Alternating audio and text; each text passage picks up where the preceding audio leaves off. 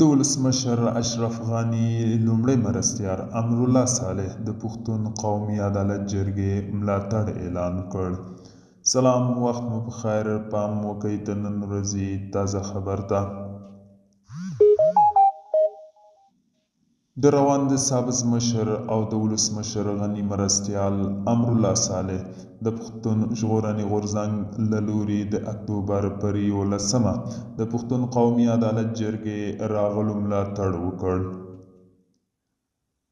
او په خپل ایکس ادرس لیکلي چې د پی ټي ایم اهداف زموږ له ستراتیژیکو اهدافو څخه ورته والی لري.